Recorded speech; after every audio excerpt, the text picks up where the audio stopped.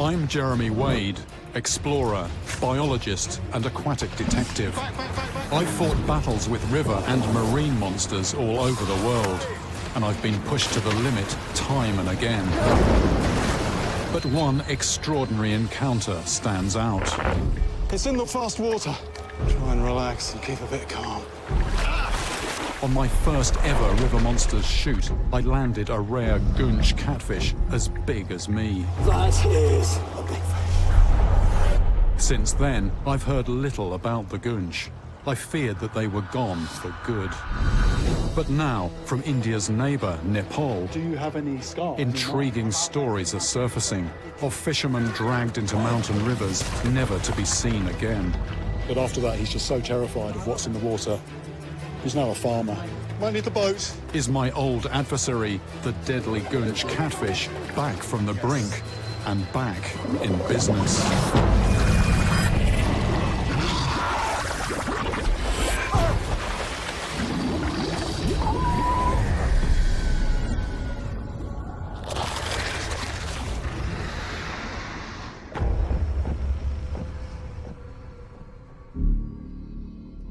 A decade ago, in my first ever River Monsters investigation, I spent 6 grueling weeks on India's Kali River trying to unmask the elusive monster behind a series of deadly attacks. I was exhausted and close to giving up when I was propelled into a raging river by an underwater beast. After an epic struggle, I finally caught the culprit. A 161-pound underwater ogre with a taste for human flesh. The giant devil catfish, known as the goonch. Catching this ferocious fish made my reputation and launched River Monsters. Since then, the Kali River has experienced rapid development and population growth. Parts have become so polluted, they've been declared a health hazard. I feared that big goonch had disappeared from the region's rivers. But now, an unexpected report from the Himalayan country of Nepal. A mysterious incident that feels strangely familiar. A lone fisherman on a mountain river, dragged off his feet and into the water by an unseen creature. His body never recovered. Could this be the work of the goonch? I have to find out. I'm heading 4,500 miles to Asia and the mighty Himalayan mountains. The top of the world is new territory for me. My destination, Nepal, is home to 8 of the world's 10 highest peaks, including the highest of them all, Mount Everest. These mountains are the source of many great rivers. I'm curious to find out what lives in these remote waters.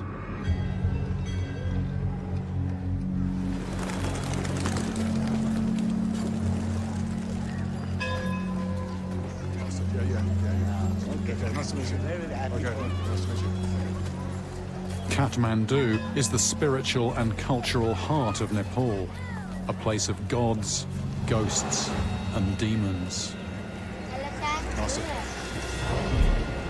Looking at all these amazing carvings, it's not hard to imagine that this could be a place where you might find some strange monsters.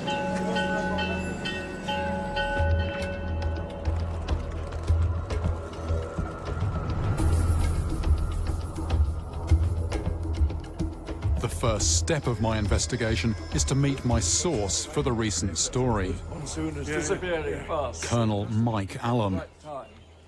Mike spent 40 years as a soldier with the elite Gurkha regiment and many decades fishing the country's rivers. Like me, he has a fascination for the beasts that lurk in them.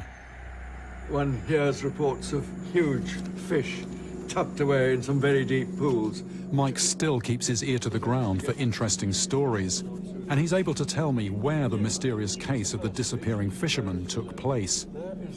On Nepal's longest and wildest river, the Karnali. Getting there won't be easy, so I've enlisted an experienced driver, Mahesh.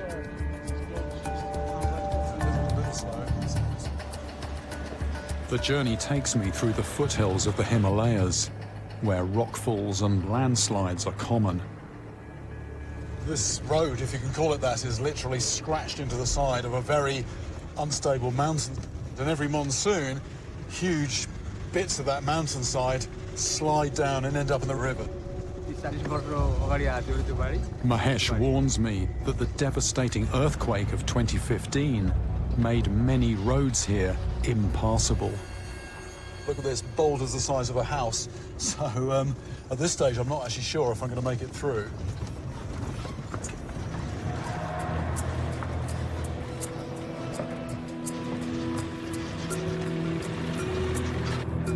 We finally make it to the village of Kino, where the fisherman who disappeared lived.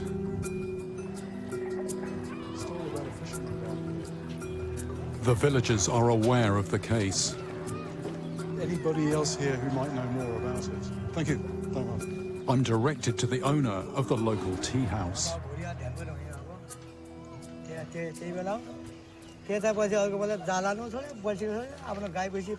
Nawal was once a fisherman here on the Karnali River. He was friends with the man who disappeared and has agreed to talk about the incident. Can you tell me exactly what happened to this man just recently? What happened to him? As I question him about the mysterious case, I can start to see what happened. The incident took place just downstream from the village at a popular fishing spot. Ali, an experienced fisherman, was throwing a cast net from the shallows. His morning had been slow, so he stayed on after the other men had headed home. He was never seen again.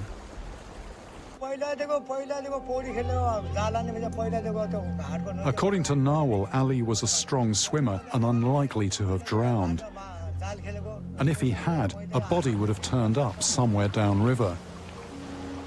But despite a search that went on for 20 days, no corpse was ever found. The consensus among the villagers is that Ali was dragged in to his death.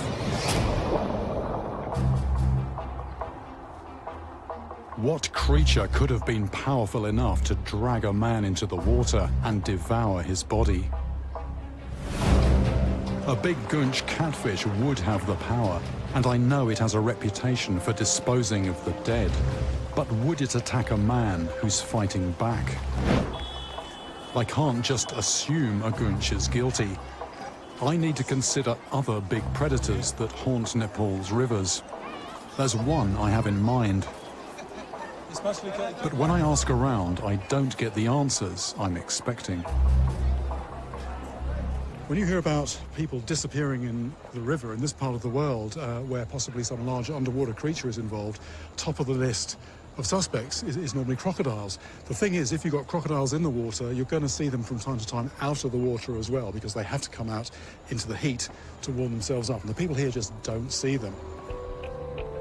I have a hunch why the locals don't come across crocodiles on this part of the Karnali. Rivers here are either rain or glacier fed, and this affects the water's year-round temperature, and ultimately what lives in it. The cloudy grey colour of the water, the result of sediment known as rock flour, tells me that this is meltwater from the mountains and will remain cold all year. Crocodiles dislike cold water, and since they've not been seen by the locals who've fished this river for centuries, I've scratched crocs from my suspect list. There must be something else, large enough to drag a man into this river. But what is it? I've got more questions for Nawal. And this time, he reveals more. There was another incident on the same stretch of river, and Nawal himself was the victim.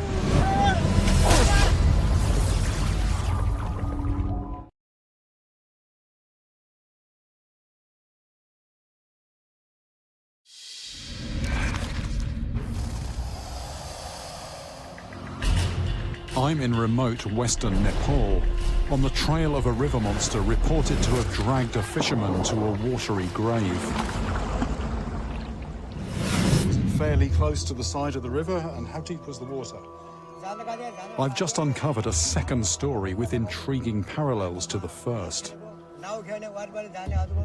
A few years ago, Nawal was out fishing with a group of friends. They had fished this spot before and knew the waters well. Suddenly, something very large became entangled in Nawal's net. He tried to hang on, but was being dragged away downstream. Even with the help of his friends, Nawal was unable to control whatever was in his net. He was pulled, he told me, about 100 yards downstream, and it was only because these other guys stopped what they were doing and came to assist him that he survived. The original victim, Ali, didn't have people around to help him. But why didn't he simply let go of the net? Nawal tells me that fishermen loop the cord to the net around their wrist, so they don't lose it. This isn't normally dangerous. But if something really big gets in the net, the cord becomes a deadly noose.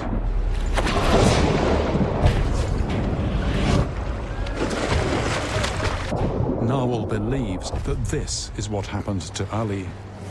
And one extra little detail, Nawal himself, he doesn't fish anymore. He said after that he's just so terrified of what is in the water. He's now a farmer, doesn't go near the water.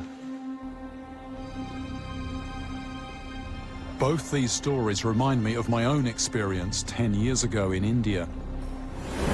I too was overpowered, forced into a river, and could have drowned. But I can't blame a goonch without proof. There could be other suspects here on the Karnali. It's a major river and flows all the way from the high Himalayas to the mighty Ganges. It contains many species, and no doubt some surprises under the surface. No, that's not working. But things are bumpy from the start. This is the second cast. 2 casts, 1 snag. It's just the nature of this kind of fishing. You've got to be philosophical about it. You've got to have plenty of spare gear as well. After hours of trying, my frustrations begin to mount. Slightly revising my opinion of this place. I haven't got that gut feeling. I haven't got that sense of anticipation of something could happen at any moment.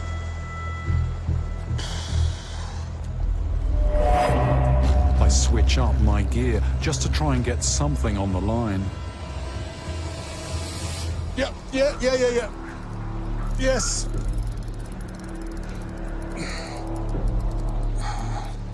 Stuck on something. It's not snagged, that's not moving. It's a line or a net. Damn. I've lost my lure on something in the river. Yeah, that's the line gone. That would have been at the knot to my swivel. This is a bad sign. I'm hoping the fisherman can tell me what's preventing me from getting to the fish. Here, big fish now? Big fish. 15 kg. 15 kg. 30 kg. It quickly becomes clear that there are 2 problems here.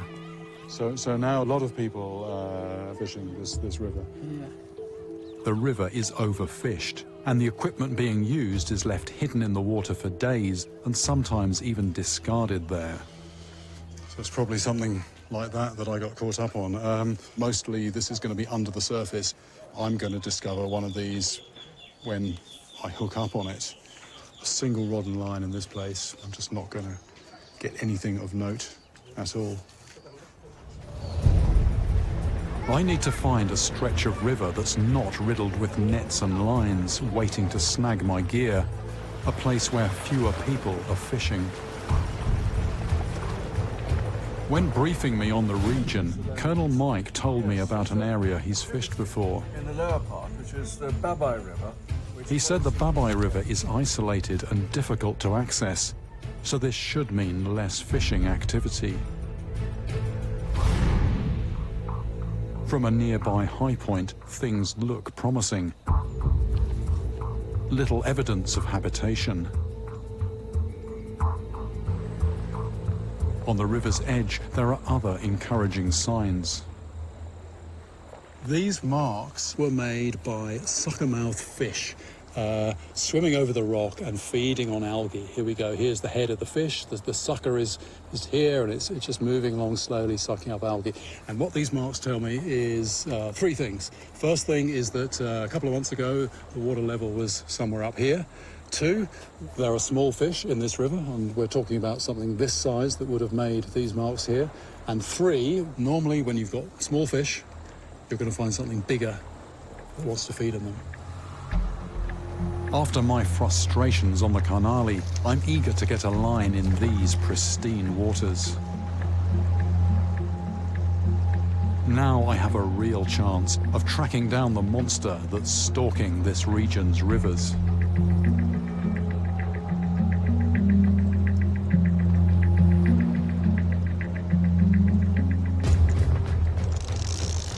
Yeah, there's something pulling there. There we go. Yeah, got a fish.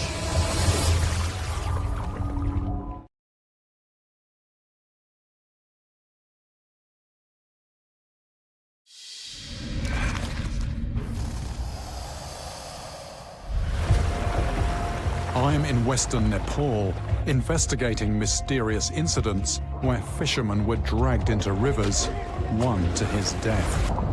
And I finally got a fish on my line. Look at that. Look at that.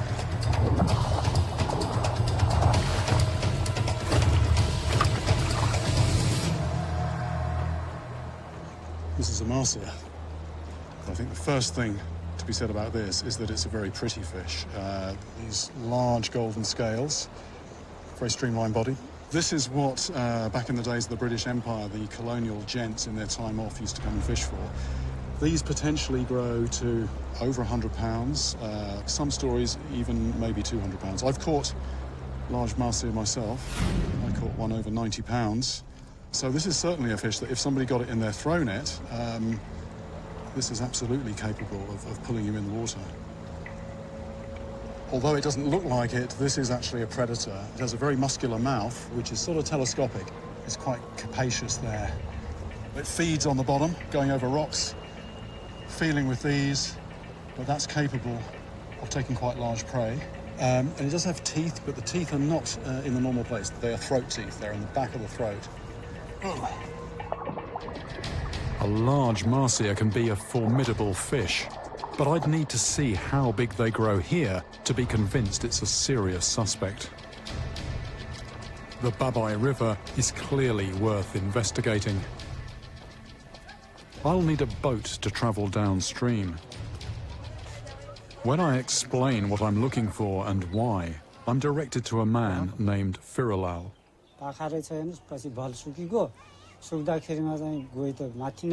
He has a remarkable story.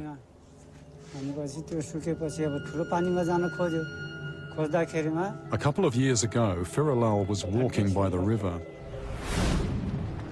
It was late in the day and getting dark. He noticed something at the water's edge and went to investigate.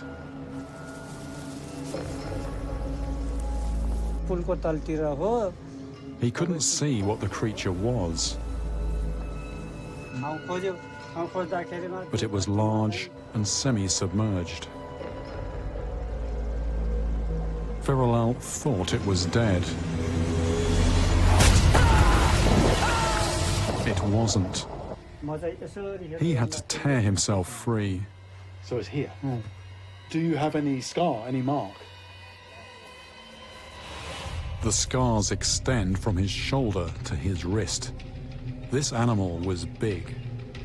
When I ask him what he thought it was, he uses a word in his local dialect that I'm guessing means crocodile. But this doesn't add up. If that had been a crocodile, either you don't get your arm back, or you're not around to tell the story, or you've got great big holes in your arm. And I've seen crocodile bites. That's not a crocodile bite. That's something else. I really need to find out what exactly that was. Could this same monster be responsible for the incidents on the Karnali River? Firalal's terrifying encounter happened downstream, inside a national park where no one is allowed to live. I need permission to go there. At the park office, the ranger warns me about potential dangers on the Babai River. So the water was all the way up to the bridge, to the road? Just 2 years ago, there was a massive flood. Few people have ventured here since. To help me navigate safely downstream, I'm assigned 2 guides, Gandhi and Katak.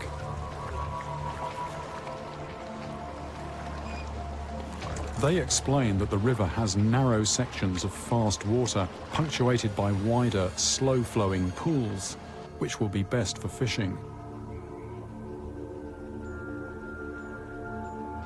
I think this could be a good position to fish from. Right there? Yeah, I think I'll try here. The river takes us through alluvial grasslands and thick subtropical forest. My guides warn me there are rhinos and tigers here, so I'll have to watch my back as we continue downriver.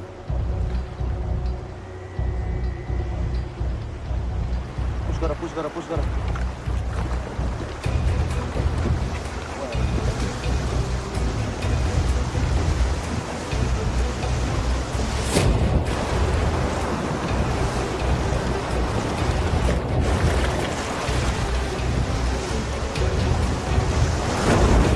For Gandhi and Katak, every trip down the Babai is a new challenge because the river's course is constantly changing.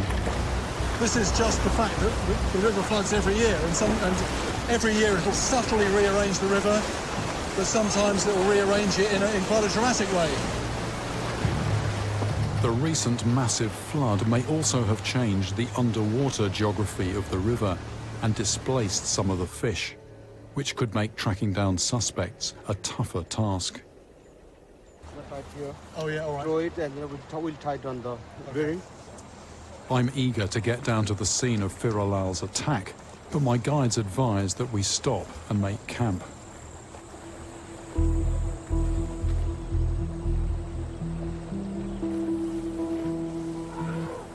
It's a good thing we did.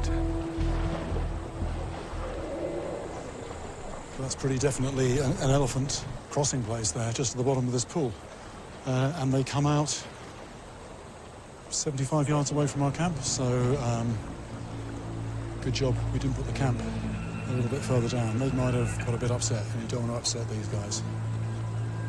Wild elephants could tear apart our camp if they stumbled on it in the dark.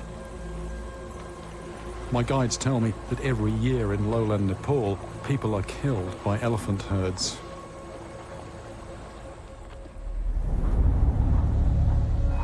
The next morning, I'm itching to get on and get fishing.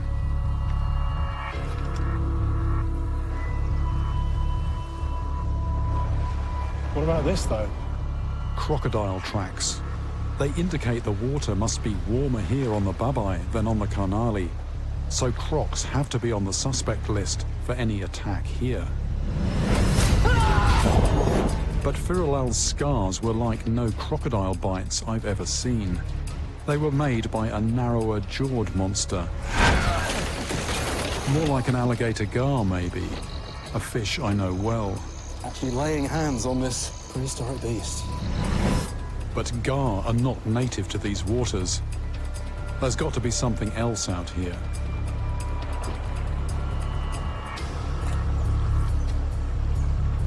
We continue downstream to the area where Firilal was attacked.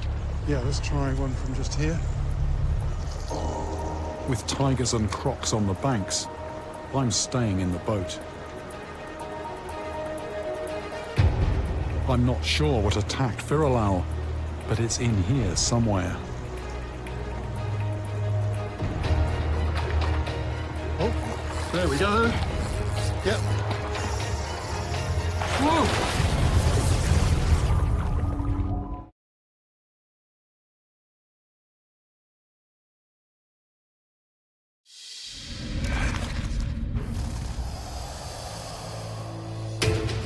I'm in remote western Nepal, investigating 3 mysterious cases.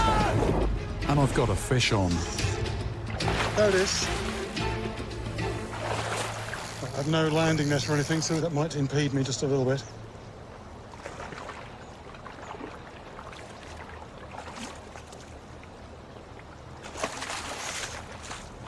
There. That is a snakehead. I've seen snakehead in the Indian subcontinent, normally just a few inches long. I've used them for bait. But this thing, this has got to be, I don't know, around about the 10-pound mark, something like that. But I have it on good authority that these grow considerably bigger. A reliable estimate of 90 pounds. And if you've got one of those in a throw net, particularly when one of these is fresh, full of energy, that could well pull you in. I wouldn't want to be in that position myself. A big snakehead could have been responsible for the dragging incidents on the Karnali. But what about the attack on Firalau here on the Babai? It's one of the very few fish that will actually go for a person, knowing that it's a person. You know, it's not poor visibility, mistaken identity, reflex grab, anything like that. This is one fish that really does punch above its weight. Putting on a bite-proof glove here, I'm going to try and have a look at the teeth. A lot of predatory fish swallow their prey whole. Some predatory fish, such as piranhas, bite lumps out, and you can look at their teeth and you can tell that that's what they do.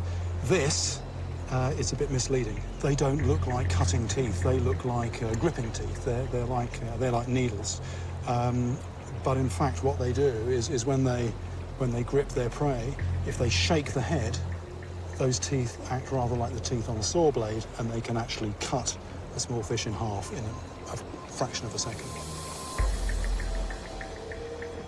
It looks like this has been injured by something. On the other side as well, it looks like something's had a go at it. Anything that attacks a 3-foot snakehead is going to be a serious predator. And the tooth marks again suggest a narrow-jawed assailant. Whatever bit into this snakehead may be what attacked Firalau.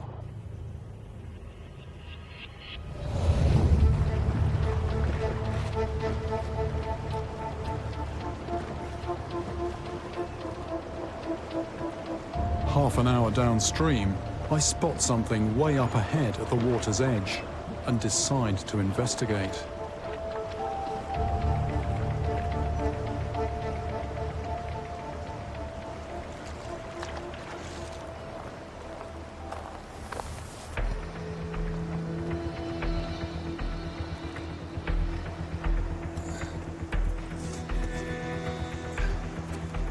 It's a long, dark shape. It's hard to make out at this distance, though.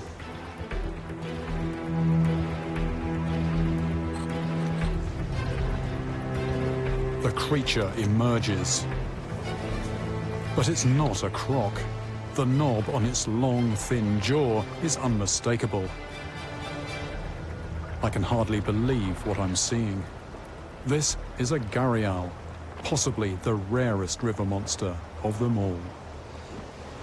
This is one of the scarcest predators in the world. There's barely more than 200 of them left, and I am now close enough to get a real appreciation of the size of the animal. It's at least 15 feet, but also I can start to see those jaws, the jaws and the teeth. And I'll tell you, although scientists say these are specifically designed for catching and eating fish, when you're this close to one, the adrenaline is definitely pumping.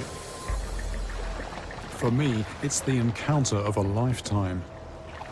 Because of hunting and habitat loss, the gharial is critically endangered in the wild and is now protected. I have no doubt that this was the narrow-jawed animal that scarred the snakehead. But is the gharial responsible for the attacks I'm investigating? It's time to take stock. Well, the suspect list I've managed to assemble so far contains some pretty impressive beasts, but somehow I don't think there's a particularly compelling case for any one of them. The marsia can grow big, but I've not seen large enough ones here. The snakehead can do some real damage, but I don't think it's aggressive enough to actually kill someone. And the gharial. It's certainly big enough and has the power and weaponry to be seriously dangerous. And with a jaw much narrower than a croc's, I'm pretty certain this is the creature that scarred Firilal. But what about the incidents on the Karnali River? In this case, water temperature is key. Since it's too cold for crocodiles on the Karnali, I don't think gharial would be there either. I've been trying to keep an open mind, but every sign points to the beast that drew me here in the first place. Possibly, of all the monsters I've tangled with in my career, the most memorable, the goonch catfish. The goonch ripped me from a riverbank in just the same way that narwhal was overpowered. And its taste for human flesh could account for Ali's body never being recovered. The goonch has the means and the motive, and I know this fish is capable of the crime. It's now my prime suspect. Might need the boat. Time for a showdown with the original river monster.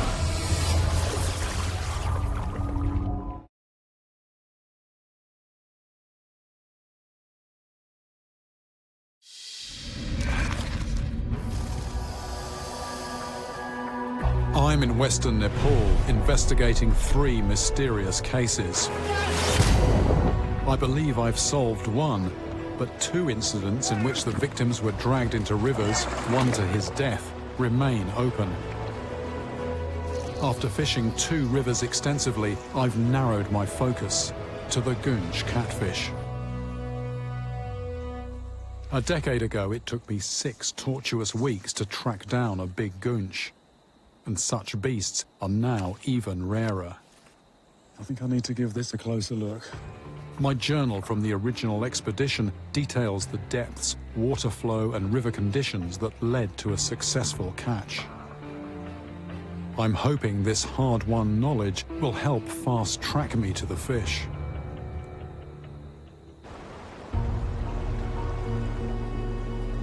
Going after goonch requires patience, persistence, and preparation. It's not exactly fresh, but the good thing about catfish, such as goonch, is going to help them locate it, and they're not fussy really in terms of the freshness of the stuff that they eat. With any luck, the pungent bait will prove irresistible to the sometimes fickle goonch. A lot of people think you've got to hide the hook. You hide the hook, you're not going to get that hook to penetrate in the mouth of the predator. So the hook points have to be visible. And what I've done to hold it all, particularly holding the mouth shut, if that mouth is open, the current's going to pull the whole thing apart. So I've used bits of luggage tag, and that's holding everything nicely together.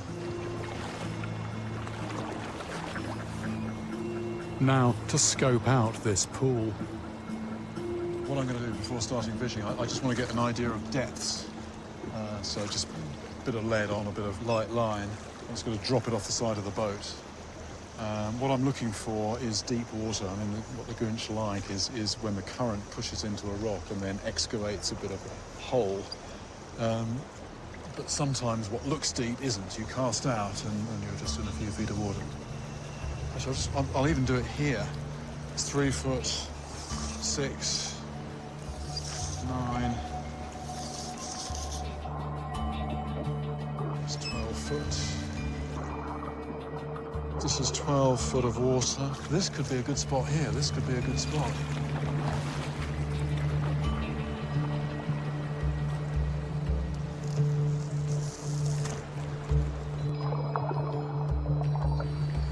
goonch use their whisker-like barbels to check out potential food, so a bite may not be the first thing I'll feel on my line.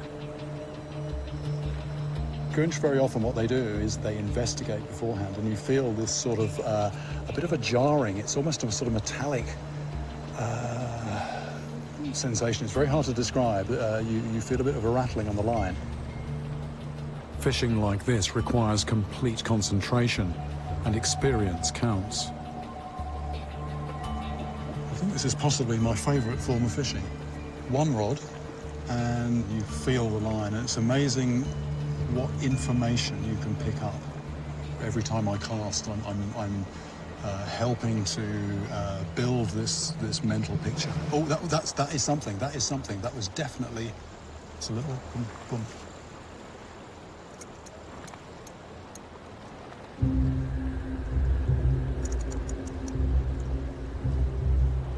The tantalizing tap on my line is followed by hours with no further sign. But I know that the elusive goonch is rarely caught in a day.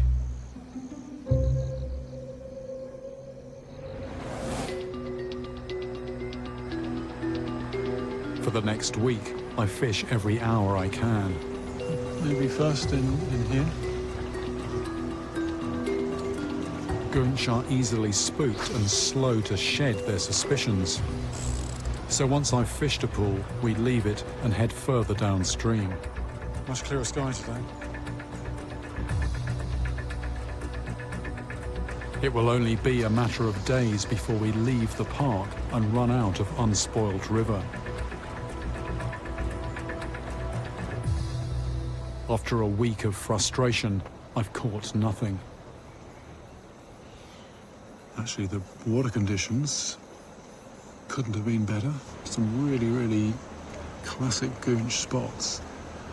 Okay, they can just sit and not feed for a long period of time, but you know, it just is so odd that I spent so much time without even a touch from a fish. It feels like there's hardly anything here. The recent big flood may have washed many fish out of this area. And although I've seen a fish-eating gharial, it's only the one. I'm really starting to wonder if there are any goonch left in this river. My failure so far is making me question my approach. And inevitably, I'm starting to compare this experience with my first goonch expedition 10 years ago. The time that has passed since I last fished for goonch, have I changed in that time? Am I a better fisherman? I don't know. Is my ability to see below the surface better?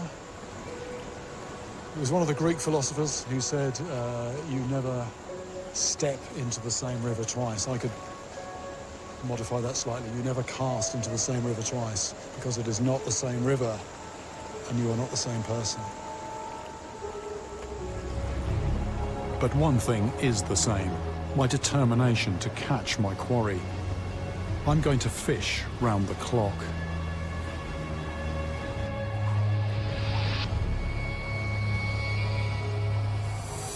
Gharial hunt during the day. Maybe the goonch will be more confident to feed after dark.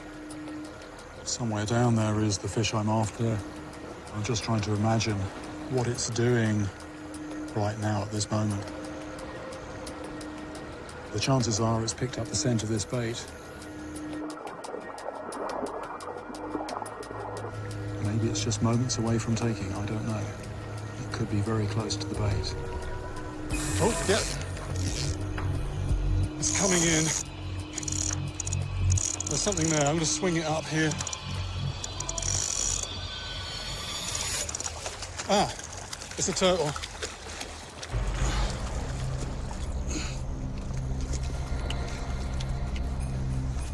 But I've got to be a bit careful of this thing. It's not what I was hoping for, but this turtle isn't a complete disappointment. When I caught that big goonch from the same pool, I had one of these fellas. This one's probably about 7 or 8 pounds.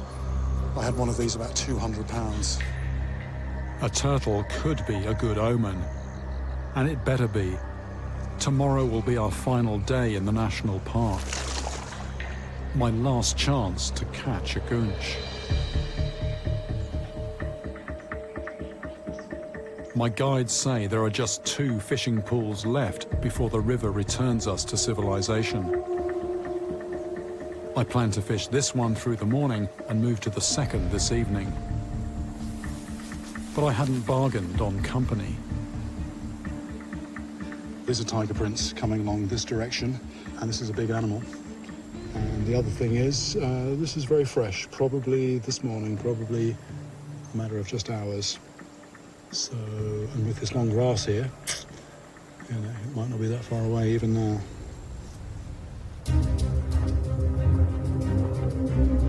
With a potential man-eater on the prowl, it's maybe not a great idea to fish here. So we're moving downstream to the final pool.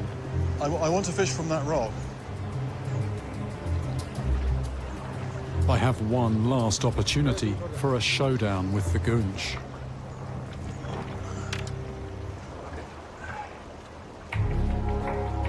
A high casting position could help prevent my line wrapping round any large underwater boulders.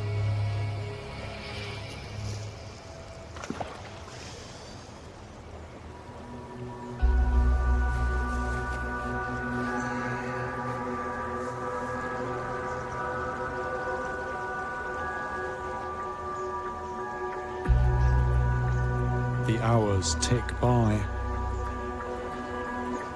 It's looking like another day of promise, followed by disappointment.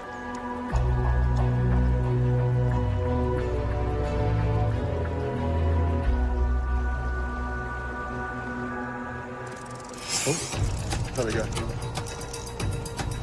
A distinct tap on my line.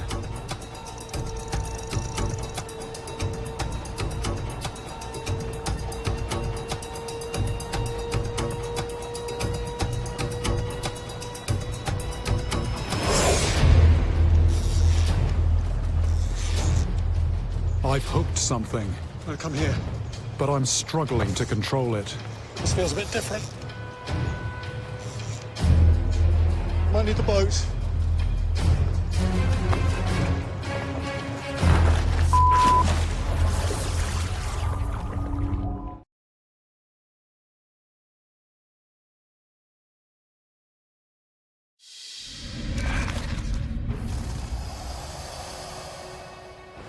I'm on the Babai River in Nepal.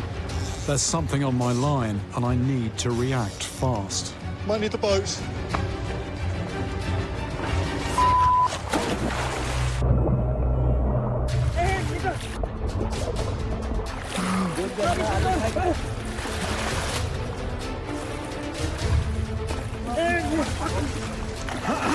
The fish is still on, but I'm in danger of losing it. Okay, got it.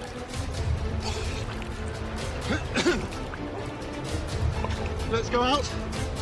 In the confusion, the fish has taken the advantage and found a snag. The line's around a rock.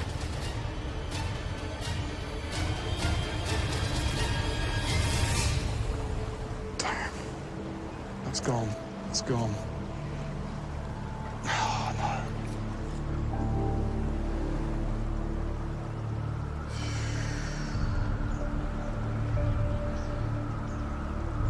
I had it hooked, and yet somehow it snagged.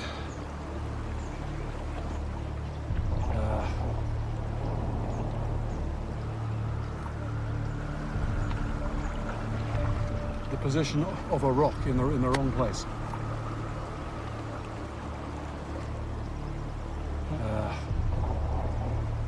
I've been here before.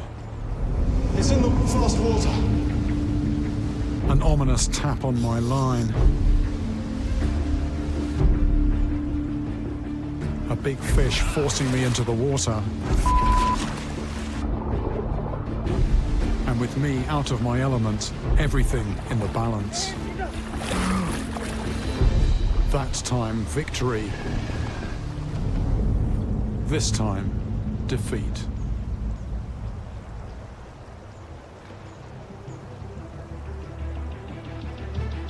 I've reached the end of this investigation. My experience just now makes me think a goonch was responsible for what happened to Narwhal and Ali. Of course, I'm disappointed not to catch my culprit, but perhaps this is the right ending for the story of my greatest adversary.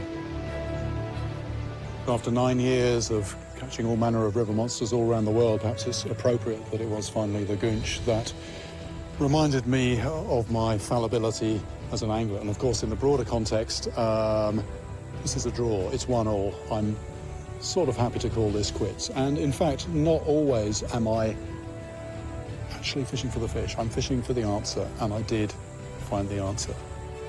I came here looking for a culprit that I feared was gone for good. I go home with some satisfaction at least. It seems that the giant outlandish goonch, the original river monster, is still out there.